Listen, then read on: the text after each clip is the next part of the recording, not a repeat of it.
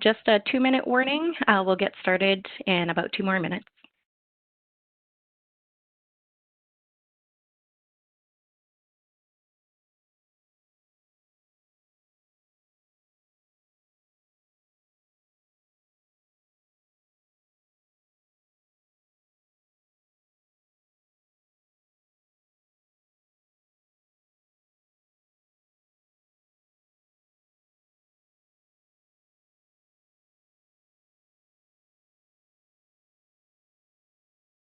Good morning, everyone. I'm Chelsea Schwartz, and I work with the Health Quality Council in Saskatchewan. And thank you all for joining this morning. I know that these are anxious times. We appreciate your time and your dedication to learning some new skills that perhaps are new to you. So for those of you who are joining QI Power Hour for the first time, what has historically brought this community together has been an interest in improving the healthcare system. What brings us together today is an interest in protecting and promoting the health of our respective communities. So thank you for your shift to working remotely. Thank you for protecting your health and the health of your loved ones and the health of others. We're hoping that the series can offer you some insights about how you might continue to do your work in a bit of a different way. We also hope that it can serve as a bit of a community hub and an opportunity to build some connections with some folks that you might not have otherwise had the chance to meet.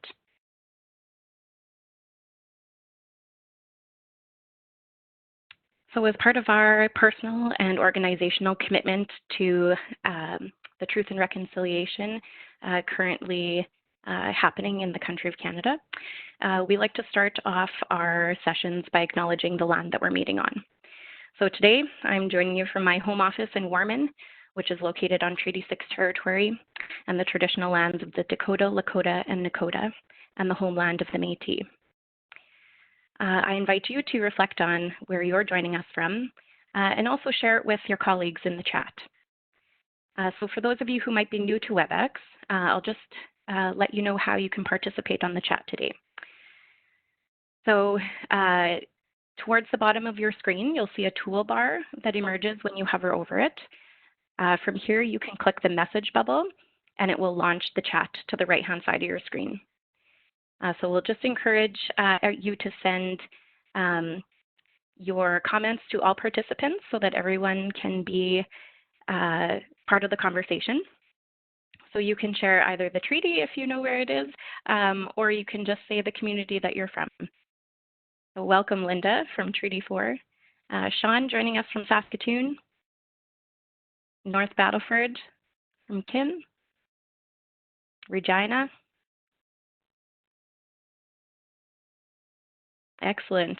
So it looks like folks have found where the chat is. And we're going to make some pretty heavy use of the chat in today's session. So you'll want to probably keep this, this section handy and open as we have some plans to engage in dialogue with the group today. So for those of you who are working in perhaps complicated situations at home, just a note that this session is being recorded and you can access this following the session. It will be posted to our website and Riley will share out the link in the chat of where you can find that afterwards. We also have some materials that you may be interested in downloading following the session with some additional reading and tools that might be of use to you. I know personally that things are not going quite as I had planned necessarily every day. I'm currently working at home with a 4-year-old. She's in fact in the next room watching Frozen 2. So I have a high degree of expectation that she will be making a guest appearance at some point during this webinar. So my apologies if you find that disruptive. That's the circumstances that I'm currently in. And just to show you some of the partners that we've had participate in our QI Power Hour to date. So historically, we've been interested, as I mentioned, in improving the healthcare system proper. But today especially, I'm highly conscious and extremely grateful for the role that all of these organizations play in keeping our societies and communities healthy and productive. So thank you to each of you and the work that you do to keep our communities running. So one of the tools that we use during QI Power Hour is Twitter. So if you have an insight that you'd like to share with others who might be also along their path of shifting to remote working, we encourage you to tweet out today using the handle QI Power Hour and the hashtag QI Power Hour.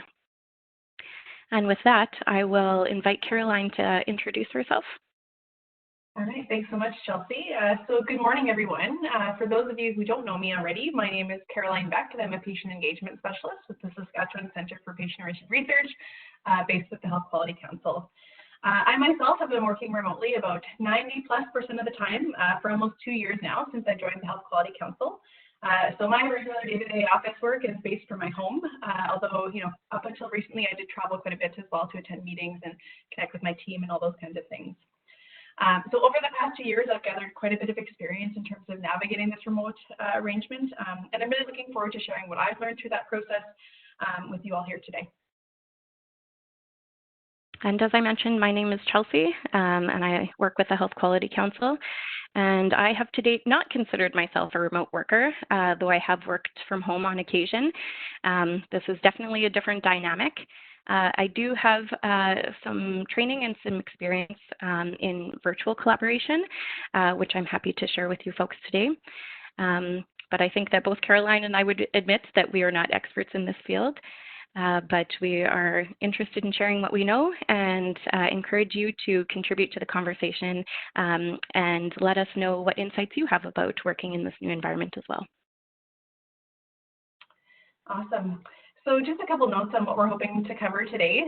So we're going to start out talking a little bit about the evidence and what we know about remote working from the experience internationally and from major organizations and those kinds of things. But we're going to keep it mostly practically oriented. So we're going to talk about some key considerations for setting up yourself for remote working. So things like setting up your physical space, setting up your virtual space, and just discussing some common challenges and things that are coming up for people right now. So just, in terms of grounding us in terms of our context here today, why are we here? I think we all recognize that we're in an unprecedented time in our collective history right now with the COVID-19 pandemic. And this has really created that urgency for social or physical distancing. And what that has meant is that it's really impacting our workplaces dramatically. And I know many of you on the call today, probably most of you, this has meant transitioning to a predominantly remote workforce. And without question, that is a huge shift for people. It was a huge shift for me, and I made that shift by choice. And this is happening for most of you, during a time of heightened anxiety, a lot of uncertainty, and not really knowing how long this is going to last. Oh, I'm getting a note that it's a little hard to hear me. I'm hoping to fix that. I'm moving a little bit closer. Hopefully that helps. But anyway, I would say, we all recognize that we're in a challenging situation that we're in right now. Now, Health Quality Council has a long history, as Chelsea mentioned, of bringing communities together and creating space for sharing and learning. And a phrase that we've often used over the past 18 years is that sentiment of all teach, all learn, really to recognize that we all bring our own individual experience and our knowledge and skills to the discussion. So as Chelsea mentioned today, to that end, we're here to share a little bit about our experience in terms of, remote working, what we've learned about virtual collaboration, and hoping that it can offer some insights and ideas and support to you and your teams as you start to navigate this transition. Chelsea mentioned, we're definitely not experts in this space, but so we really want to capitalize on our collective experience and wisdom on the call. So, I recognize some names on the call today, and I know some of you have some experience remote working. So, really would encourage you to share what it is that you've learned and what's been really helpful for you with the rest of our QI Power Hour community. We're really hoping for this series that we're embarking on will be that space for everybody to all teach and all learn for one another. So we look forward to your participation in this series, today's session, as well as the sessions to come. A couple additional notes just to acknowledge, I think, as we get started. So, as I mentioned, unlike myself, who chose this remote working arrangement, many of you are finding yourselves here today not by choice. And so some of you might be really excited to try this new work arrangement, but I also suspect that others of you are struggling with this. So our intent here is really not to minimize or make light of the very real fears or challenges that you might be experiencing in this process. What we hope for is to try to build connection, really with that intent of supporting one another during this uncertain time. We might not be in the situation by choice, but we hope that we can make it just a little bit better in that process. I'm also going to acknowledge that we're all in unique situations. So whether we have children at home, like Chelsea mentioned, perhaps you're caring for some codependents at the same time, everybody's situation is going to look a little bit differently. So we may not address your specific challenge in this particular webinar, but we're hoping that through the conversation, maybe you'll be linked to somebody else who's also grappling with the same challenge, or maybe you'll get connected to a resource that can help navigate your circumstances. Finally, we've already mentioned this a couple of times, but just to mention that we do anticipate this will be a series of webinars going forward. And so, please keep in touch with our team if there are some specific ideas or concepts or things that you think will be helpful in supporting one another as we move forward.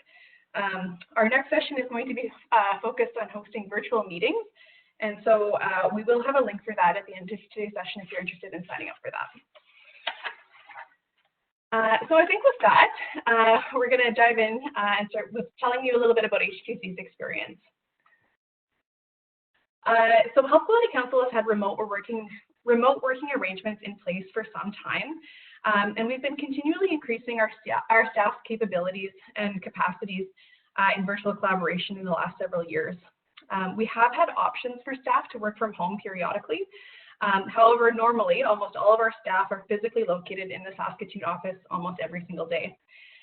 Now, the exceptions to this have been a few select employees who have been hired from other locations, such as myself. I'm actually based in Regina. And then those of us who work remotely work predominantly from home, but travel as needed to attend meetings and that kind of thing.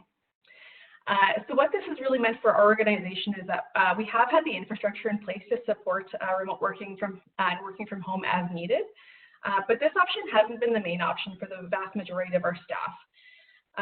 However, because we've had that infrastructure in place, we have done a lot of learning and developed a level of familiarity with the tools and infrastructure needed to support this, and we've been able to keep our team running regardless of where people are located. So now, like many other organizations on the call, we found ourselves in a situation where almost all of our staff are working remotely. Whether those people had previously chosen to try out the remote working arrangement or not. And we do have a few select individuals working from our physical office as needed and with safe distancing measures in place. So, our staff is very much navigating this transition as well, despite our experience to date. So a little bit about my own experience. So as I mentioned, I found myself in a remote working arrangement by choice when I joined the Health Quality Council in May of 2018. And I'll mention that this was a pretty big transition for myself as well. So in my previous roles, I worked in quite large organizations where working from home wasn't an option. I spent many of my days, I think like many of you, in face-to-face meetings, collaborating with colleagues. And when I wasn't, actively collaborating on a day-to-day basis, I was working from a cubicle space, surrounded by a lot of people all the time. And so when I moved over to the Health Quality Council, because I was based in Regina, it was very clear from the outset that I wasn't going to be physically co-located with my colleagues, and that remote working would be the way forward. So this was an option I was actually pretty excited about. I'm a big believer in technology, and I think, with the world changing at a never accelerating rate, we're going to see more and more of this going forward. So I was really excited about knowing what that would look like for me and how that would change my work going forward. But I also knew that it would come with some challenges. And I think that's true of my experience. The transition from being like in a large office building surrounded by people all the time to being completely solo working from a home office. And in fact, the picture on the right that you see is a picture of my home office. But what I can say is that 2 years in, I've really come to appreciate a lot about this arrangement. Aside from what I would say the additional challenges that we're seeing right now are. And through that process, I've learned a lot in terms of, how to work differently as a team, how to connect in new and different ways, and how to navigate teamwork in new and different ways. But that's just my experience, and we're curious about yours. So we're throwing it out in the chat to you now. So tell us about your experience. Have you worked remotely before? Have you worked remotely rarely, sometimes, often, or is this your first time? Rarely, sometimes, never, sometimes. Yep, a lot of first timers it looks like. Oh, someone was working remotely for 7 years, I saw. Yep, okay.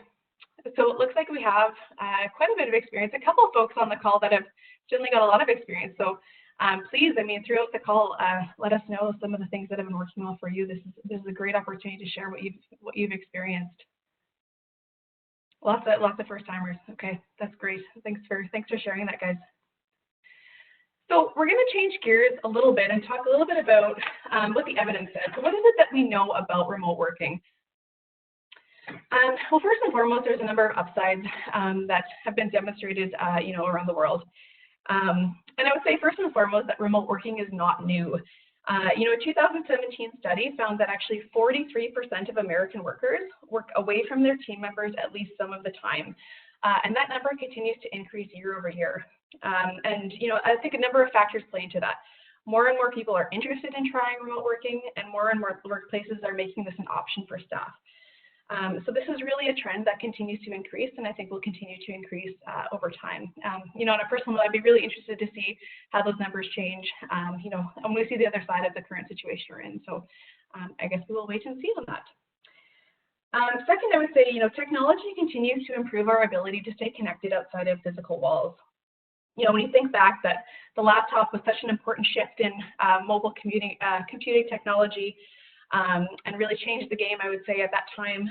Things have really only accelerated since then with the introduction of things like video conferencing and virtual file sharing. In the healthcare sector, we see things like telehealth technologies and remote presence and robotics and all those kinds of things. And really what this boils down to is that technology is disrupting the way that we do our work, and it's ultimately giving us more options for how to do our work. And again, this trend will only continue. So I think, there's a lot of great things that are emerging that are supporting us in having those options. And that's changing the way that we can do our work. Third, we know that people increasingly want and value flexibility in their work. So one Stanford study actually showed that employees are willing to take an 8% reduction in wages just to have the option to work from home. So it's these kind of factors that are really challenging workplaces to consider the options out there and rethink the traditional office environment.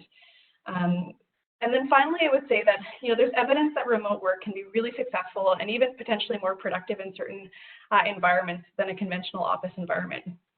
So one study I'll just share is one that comes from a Chinese travel agency. And through that study, they actually found that working from home led to a 13% performance increase among those staff. 9% of that 13 was from working more minutes per shift, and that was attributed to having fewer breaks and taking fewer sick days. And 4% was from taking more calls per minute due to having a quieter and more convenient work environment. In that same study, home workers actually reported that they had improved work satisfaction, and the attrition rate among those staff actually halved. So this is just one example, but just demonstrates that there is great potential in these types of arrangements that can be highly successful, and we're learning a lot from different industries in terms of how that's playing out for them. Now, I would be lying if I said that there wasn't also downsides to remote working, and certainly there are things to be aware of as you transition into this. So first and foremost, I would say, I think we all recognize that human beings are fundamentally social beings. We have an underlying need for connection, and remote working can lead to social exclusion and disconnection, and that can have serious health consequences for people.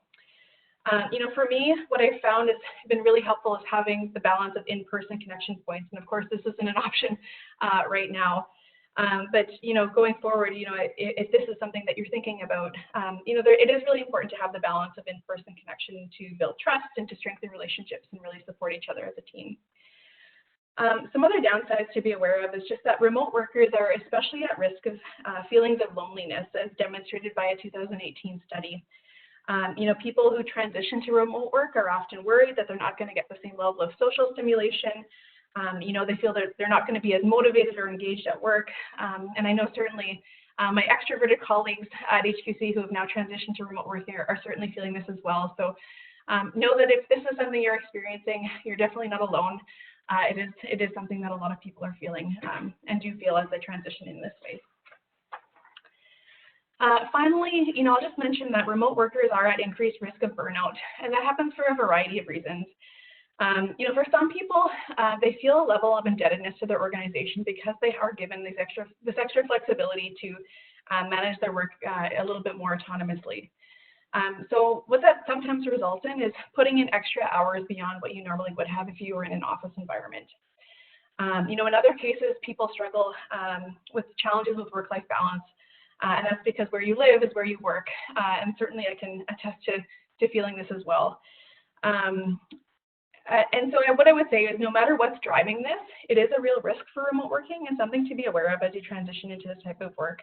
In my own experience, I would say, I have felt these feelings before. If I've had multiple priorities on the go, it is very easy to just head over to my home office and put in a few hours on the weekend. And what that has ultimately done is not given me that chance to recharge and really, disconnect from work in the same kind of way. So something to be aware of as you transition into this yourself. But let's turn it over to you. Let's hear a little bit about the things that you're thinking about as you transition into this remote working environment. So first and foremost, what do you see as some of the big benefits of working remotely? What struck you as being potential positives of this new arrangement?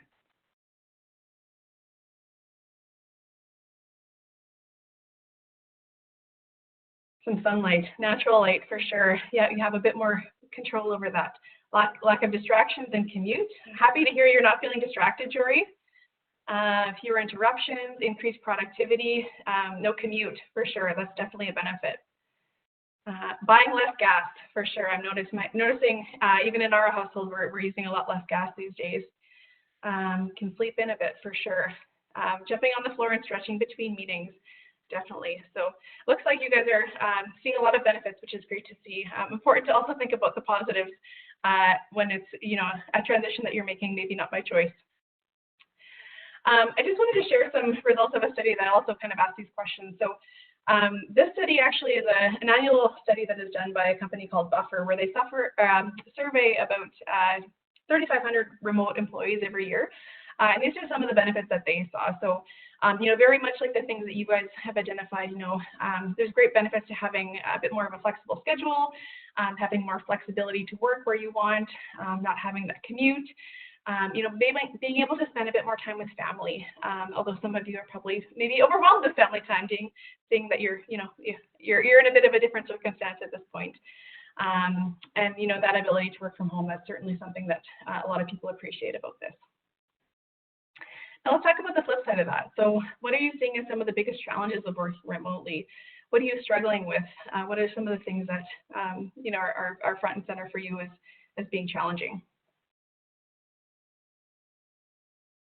Distractions, for sure. Working from home is filled with distractions, and you don't necessarily see them until you've been given that opportunity to take your mind off of work with any number of things. Decreased access to printers and other hardware, for sure. That's something I'm hearing from some of my colleagues as well. Feeling lonely, feeling disconnected, getting technology working, apprehension from colleagues, for sure. Not having the same type of desk setup. Absolutely, all these kinds of things. Missing contact. Absolutely, these are all factors that I think are very common for a lot of people as they transition into it. And it's all about finding strategies where possible to try to mitigate those and reduce them to the extent possible. So from that same study, here are some of the things that Buffer found in terms of their 2020 study of remote workers. Some of the struggles that they highlighted were around collaboration and communication, being lonely, feeling like you're not able to unplug, distractions from home for sure, being in different time zones. I don't know if that's a factor for anybody on the call today, but for sure, if you work with an organization that is stretched, potentially across the country or around the world, that's definitely something that's a challenge. And of course, several others here as well. So thanks so much for all your guys' input here. For sure, all those things are challenges with remote working. So let's jump gears a little bit again and just talk a little bit about how to get started. So as we mentioned at the start of the call, there's a couple things that we're going to touch on here. So first and foremost, some considerations to keep in mind with your team in order to help facilitate that successful transition into remote working. We're going to talk about how to set up your physical space and then also how to set up your virtual space. So some of those factors that contribute to remote work success.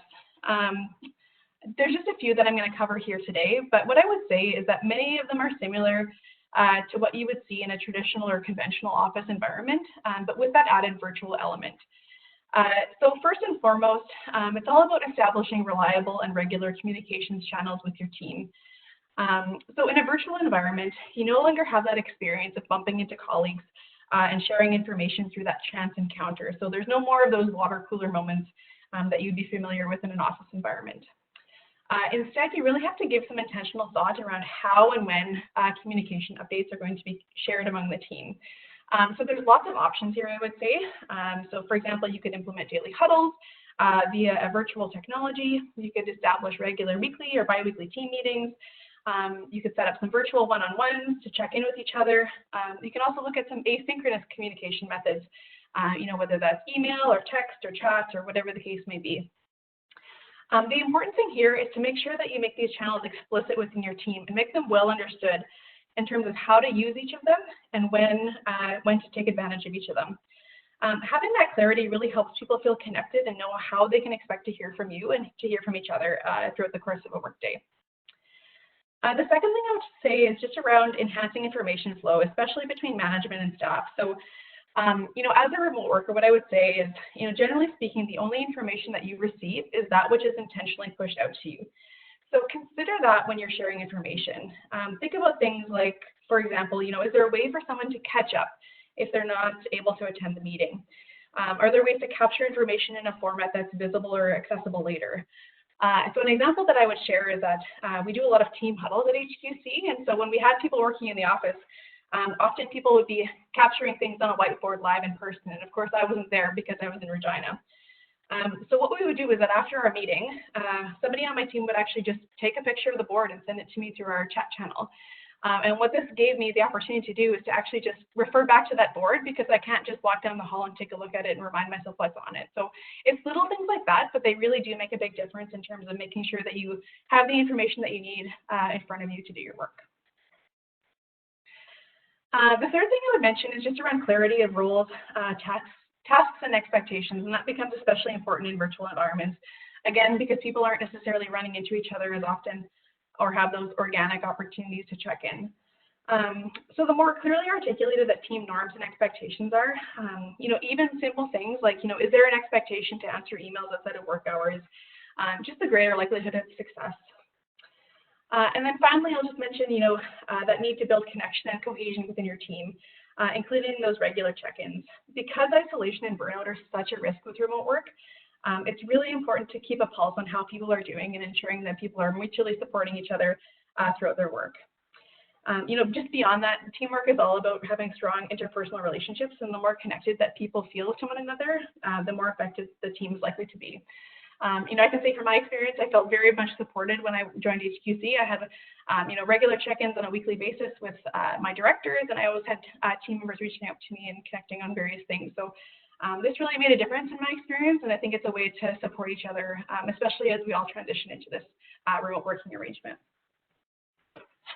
And just a note, all these kinds of things are important considerations to think about, and a great way to walk through them as a team is to use a tool called a team charter. And so we just recently actually posted a blog post on this topic, and it includes actually that downloadable template that you see on the left-hand side of your screen. So Riley's going to pop a link to that in the chat, and so if you're interested in looking at that, we invite you to check that out. So next I'm going to talk a little bit about setting up your personal space, and I think a lot of you have probably been focusing on this if you've just kind of recently moved your office from your office building to your home. So here's just a couple of ideas to keep in mind as you go through that process. So first, it's all around physical separation between work life and home life, and doing this to the best possible ability that you can. So something that I hear a lot from people as they're transitioning into this is that you're no longer commuting into your office building on a day-to-day basis, and so What that means, it might be very convenient. You might find yourself with some extra time, but it also means that you no longer have that period in your day where you're mentally easing into and out of the workday. So that physical separation and that mental separation between your home life and your work life no longer exists. So when you're working from home, because of the close proximity of work life and home life, for me, what's been really, really helpful is really creating that dedicated office space for my home. I exclusively do my work from this space, and what it does for me is it really creates that strong mental association between place and activity. When I'm in this space, I'm working, and when I'm out of this space, I'm spending time with my family and I'm present with my home life. I also have the opportunity to physically close the door when I'm done for the day, and again, that's that signal to my brain that work is now turned off and I can be physically present at home. So I know many of you've been catapulted into remote working. You might not have that option, but if there are ways for you to create that separation, it does really help with work-life balance and really helps you to sort of, be present where you need to be, depending on what time of day it is. The second tip is around figuring out a schedule that works for you and your team. And I know, many of you are probably balancing a number of other responsibilities right now, whether that's childcare or caring for loved ones. So it might not have been possible yet to nail down a good schedule. But as you settle into some sense of normalcy, you'll likely find that there's times of the day where it's easier to work from home for you. And there's probably other times that are much more difficult. So you'll start to learn a lot about yourself in terms of what you need in order to stay productive and feeling recharged throughout the day. So for me, it means going outdoors on my lunch break. So every day at noon, I try to take a 30-minute walk with my dog. And that fresh air really helps me to regain my focus for the afternoon and feel recharged and, full of energy again to dive back in. And I would say, in line with that thinking and really thinking about what works for you and your schedule, I would say pay really close attention to those work-home transitions. So those times like directly at the start of your day, before you begin work, and the times right at the end of the day when you're turning work off and you're heading back into your home life. Are there things that you can embed into your schedule that help with that help you with that mental transition to let you slowly, put work out of your mind and, slowly ease into what's up ahead in the evening. So again, think about what it is that works for you and really think about if there's things that you can integrate into your schedule to help with that. I'll just note, my schedule in my house became embedded very, very quickly. As I mentioned, I take my dog for a walk every day at noon, and so this is her at 11:45 in the morning, just before the noon hour, reminding me that we have to go outside in a few minutes. So she does a really good job of keeping me accountable, and so it's honestly been a great support for me in terms of keeping me accountable to staying healthy and keeping the right balance. I joke with my colleagues that I'm going to do this and create an Employee of the Month wall at my house for the quote-unquote Regina branch of HQC. I haven't actually done it yet, but she is a great, I would say, support to the HQC Regina branch in our household. Some other tips to think about. So optimizing your space for virtual connection. Because you're now connecting to all of your meetings remotely, have a look at your space and see if there's some tweaks that you can make in order to optimize it. You really don't need to be a tech expert in this realm. There's really small things that can help. So have a look at your options. Do you have an Ethernet cable? Can you connect to internet in a hard line? Just to improve the connection and to reduce the chance of you being dropped off of a call midway through. Do you have some computer speakers that can help with the sound in case the calls that you're on are very quiet? Do you have a headphone with microphones? Something like that. These are really small things, but they actually make a big difference in your experience of the virtual meeting. And because that's the main way that you're going to be connecting with your colleagues, they really do make a difference over time. So think about those small tweaks. What do you have already available in your house that can actually just help make the experience that much better? The next one is around implementing a task management system, either individually or with your team. So, I'll say that you likely already have a method of doing this from your previous work arrangement. But as I saw, in the chat earlier today, it's no secret that working from home involves a lot of distractions. So, if you don't normally do 5 loads of laundry in a day, it's probably not the right time to start. But yeah, in terms of managing those distractions, it's definitely a challenge, especially when you're first transitioning into the working from home arrangement. So there's lots of tools to help with this. You know, in our organization, we use a lot of daily visual management. You know, whether that's physically, you know, in terms of a whiteboard, if you want to keep one for yourself. I do have one in my office, as you can see. But there's also a lot of virtual options. I know Chelsea is going to be talking about some of those later on. And there's some options as well that you can share within your team so that everybody is able to stay on the same page and know what's kind of happening and what the status is on everything. So play around, find something that works for you. It might take some time to find something that really works, but just know there's lots of different options that are available for this. Next is around implementing time management strategies. So again, we've talked about this a few times now, but it's very easy to be distracted at home. And the time can get away from you if you're not able to sort of keep your focus. So what I would say, you know, there's a lot of different strategies that are out there that can help you sort of stay on task. My personal go-to if I'm struggling is something called the Pomodoro method, and I think Riley is going to share a link out to that in the chat. But essentially what it does is it asks you to break your day down into 30-minute chunks. And so when you are starting out for the day, you have a list of the priorities that you want to accomplish within the day. And then you start your timer for 25 minutes. And for that 25 minutes, you know, you eliminate all your distractions. You know, if you can turn on do not disturb mode or you know, depending on your circumstances, you know, whatever that looks like for you. And you really dive into those tasks for that 25 minutes. When the 25 minutes is up, a 5-minute timer starts, and you have that quick break to, you know, get a drink of water, refill your coffee, use the washroom, whatever the case may be. And then after that 5 minutes, your next 25 minutes starts. So it's a really great way to stay focused, to still give yourself the breaks that you need, but to really try to manage those distractions and make sure that you're staying on task throughout the day. Finally, you know, I would say it's really important to check in with your physical and mental wellness as you're making this transition. You know, I hear a lot from my coworkers that they're noticing they're not getting the same amount of physical movement into their day. They're no longer walking from the parking lot to the office. They're not walking between meetings and all that kind of thing. So just be aware of these changes and find ways to check in on yourself. There's lots of options here as well, you know, whether that's having a step counter on your phone or if you have a smartwatch or something like that. If you have the opportunity to get outside in a day, that's something that's really big for me personally. You know, whatever works for you, but just recognize that things do change a little bit when you're working from home. And so just make sure you're checking in with yourself to make sure you're keeping yourself healthy. And then finally, what I will say is just, you know, be sure to take breaks. You're going to be looking at a lot of screens in the weeks to come, and just make sure you're giving yourself the mental and physical break that you need to make this manageable. And final thing that I will just say is that working from home is not the same as working from home during a pandemic. So, you know, be patient with yourself in the transition. There's a lot happening around us at this time. And so, you know, give yourself some time and space in order to really, you know, manage this transition in a way that's workable for you.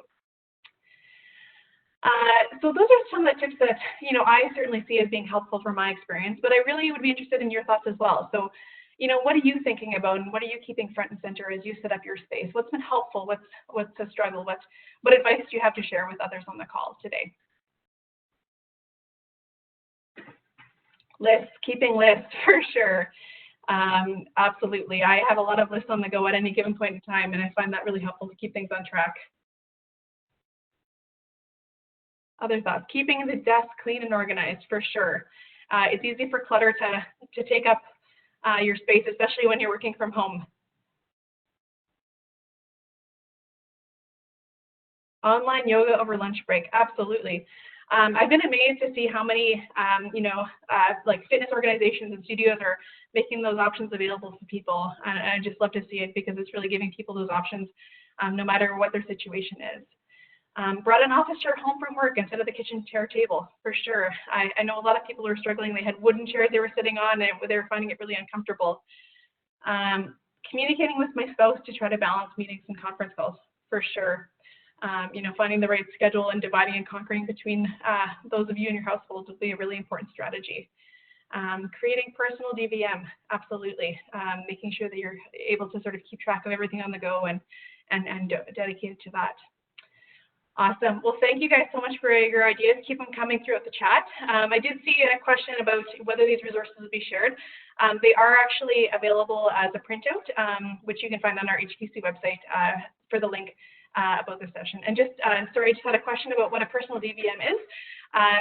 DVM stands for Daily Visual Management, and it's just a strategy to make visual the different projects that you have on the go, the different components of it, and really having a bird's eye view of the status of things at your fingertips. So I'm going to turn it over to Chelsea now, who can probably speak more to that specifically, but is going to tell us a little bit about setting up your virtual space. Great, thanks, Caroline. Yes, I will be talking a little bit more specifically as it relates to our personal experience as we've made the transition from HQC co-located in an office to HQC connecting all remotely from our own homes. So one of the comments I saw was to try to keep your desk nice and clean. And I just want to give you a peek behind the scenes at my personal experience of this. So I was one of those folks who, Caroline had given a bit of a similar presentation to our staff to share some of the things that she's learned over the past couple of years as we started making the transition a couple of weeks ago. And so, in due diligence, I brought my laptop stand home. I brought my office chair home. I brought the paper files, the physical files that I needed. I put away my own personal files and really tried to set up the environment to support me. Dose of reality, this is my office on day 13, which was yesterday. And this is what the reality of being a full-time caregiver to a full 4-year-old, as well as trying to be a full-time employee looks like. So I think the key point here is, be realistic in your expectations. I think that, these are unusual circumstances, and we might not always be able to work in the same way as we're used to, and might not necessarily be able to live up to all the expectations we're setting for ourselves. So as Caroline mentioned, I'll echo, be kind and patient to yourself during this time. This is an adjustment period, and we'll make it through. I'm confident that things will get better. So Caroline talked about some of the considerations in setting up your physical space, and now I'd like to spend some time talking about how you can set up some elements in your virtual space. So I think one of the starting thoughts to consider is to think back about what were the cornerstones of communication, of regularity that existed in your office environment, and where possible, try to recreate those in a virtual environment. So as Caroline mentioned at the Health Quality Council, when guests come into our space, a common comment that they make is, "Oh my goodness, I've never seen so many whiteboards in my life." So that's something that we are quite keen on doing, is making that work visual, but using them in the capacity of a project management tool or method that's called daily visual management, where we huddle around those whiteboards and discuss how the work is going. So it's our key project management tool, where we talk about our deliverables, our timelines, discuss any stuck spots or challenges that we're having, and troubleshoot in real time.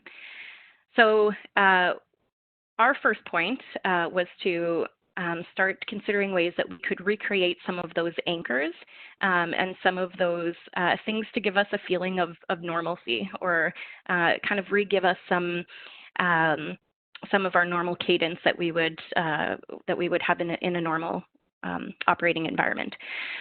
So I think that these are 3 key functions that you might want to look into. So we'll talk a little bit about communication platforms, which some of them will encompass a video conferencing ability, and others will be just chat. So we'll talk a little bit about those. Cloud file storage. So especially if you work on Teams in collaboration with others, you're probably used to having a common drive where you all shared files and were able to access those. Some of you may be able to access those remotely, and others maybe not. So this might be an important consideration for some. And then we'll talk a little bit more about some of those project management tools if this is kind of a key cornerstone in your work as well. Just right up front, I just want to acknowledge that we're not specifically endorsing any of these platforms, but these are just some of the things that we've experienced over the past couple of years within our office. So again, we'll invite you to share others that you may have used and that you recommend. A couple of years ago, we, in our office, began to use Slack, and our hypothesis there was that this might be an additional communication channel that would offload our email volume. So some of the more conversational things or informal things we filtered through Slack channels. And they actually have a great free version of their online program. So, quite a bit of functionality for a free program. So most of the ones that we'll be talking about during today's sessions are available free. But I also encourage you to think about any paid accounts that you might already have through your workplace that you can lean on and optimize during this time. Because the reality is that with any free account, there are going to be limitations. So that might be in the form of time limits on like a video conferencing platform, or it might be data storage limits. So whatever platform you end up using, I encourage you to just kind of go in eyes wide open and look for what the limitations are going to be so that you can be proactive in managing those. So for example, one of the limitations of Slack is that the free account has a data limit. And so the way Slack manages this is that it auto deletes your oldest files. So just try to be proactive in managing that data limit if this is something that works for you and that you want to trial. Our office more recently shifted to Office 365, so perhaps some of you might have that tool at your disposal, which has a lot of similarity to Slack, so it was a pretty easy transition for us. Both of these platforms allow for chatting functions, file sharing abilities, as well as video conferencing.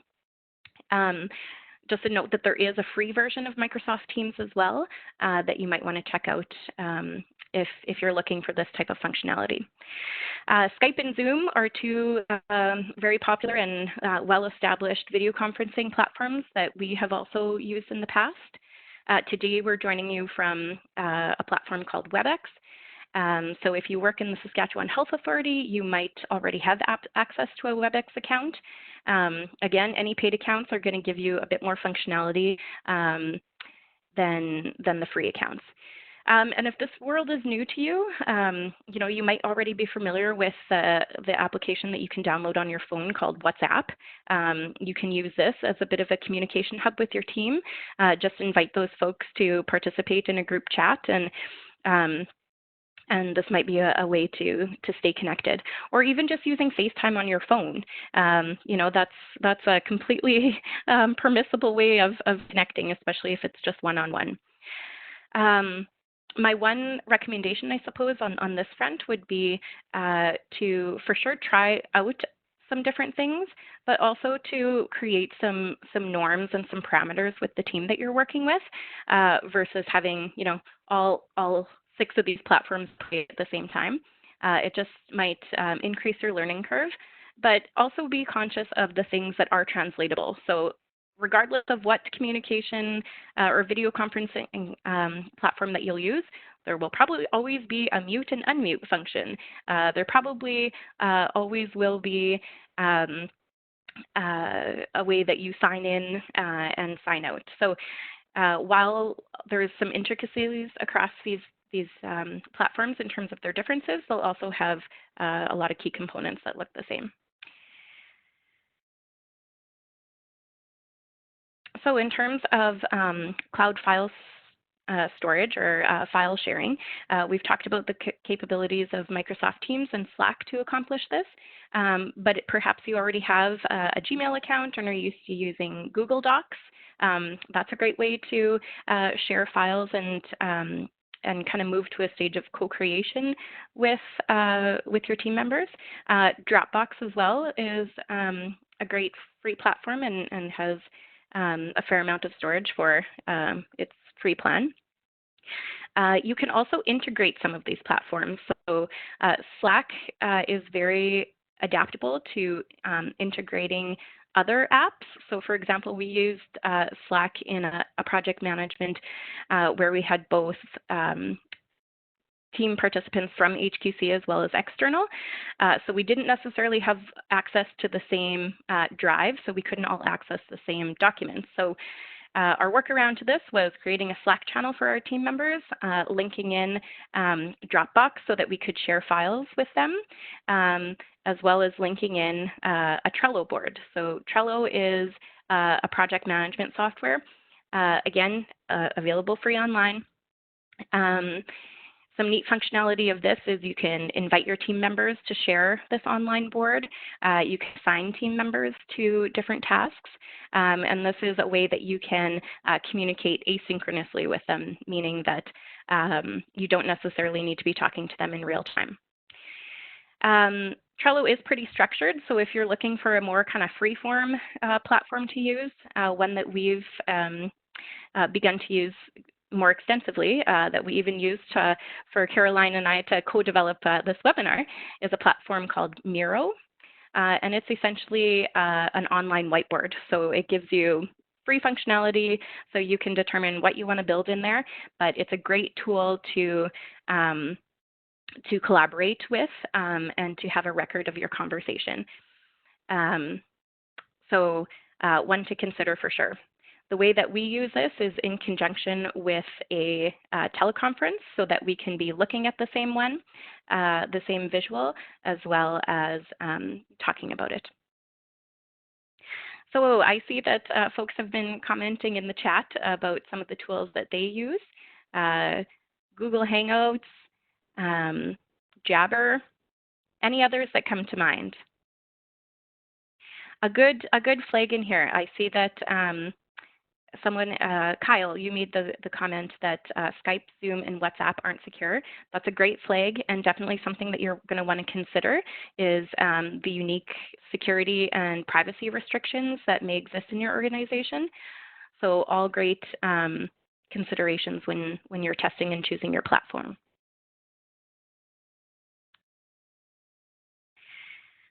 So in the interest of time, I'm going to just keep us moving.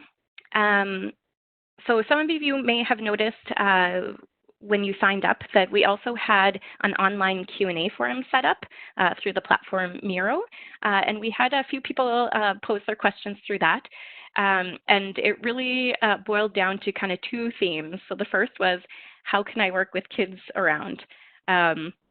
I can tell you that I am still figuring this out, but I'm curious, how have others been approaching this? What is your strategy for those of you with kids at home, especially young kids who are wanting your attention and super excited to have you at home? How have you been coping with having them around and also trying to be productive? While you're thinking about that, I can share a little bit about my experience.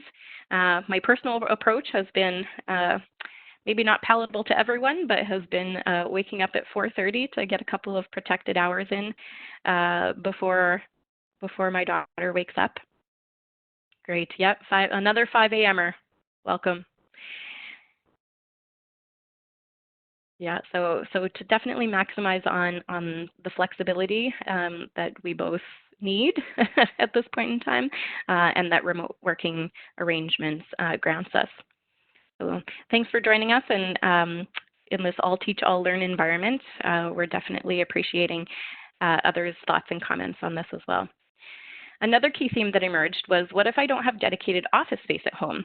Caroline and I both have rooms that we can close the door to, but our colleagues, some of them have reported either having kids too young to actually close the door on and needing to have that supervised attention, or just not having space available in their home to be able to have some dedicated office space. So how have you guys been approaching this if this is your reality that you don't have dedicated office space? Some of the ideas that have circulated among our office are things like taping off half of the kitchen table and repurposing and rededicating that to some office space. Use of headphones, yeah, just kind of drown out your surroundings perhaps. Another idea that one of our colleagues is using is the idea of a pop-up office. So she has a bin where she puts all of her stuff in at night and then takes it all back out in the morning, but keeps it close to the location so that she can have just a quick pop-up shop. Great, thank you so much for the discussion items. So in our last few minutes, I just want to kind of sum up what we've talked about. So I know that we've offered a lot of information today. I know that it can feel overwhelming. And in our world in quality improvement, it can also often feel overwhelming as we tackle complex system challenges. And I know that challenge that we often bump up against is this idea of almost paralysis by analysis, feeling so overwhelmed by all that you have to do that it's really hard to know where to start. And so our advice to you is just to start somewhere. This is not something that you're going to magically be able to do super effectively by tomorrow, but there's probably one next step that you can take. So I encourage you to think about what is that next step? What is a goal that you can set for yourself? Often in quality improvement, we use this framing. What can I do by next Tuesday? So I invite you to share in the chat, what is it that you're going to tackle? What are you going to do first? What are you going to do by next Tuesday to help transition yourself into this remote environment?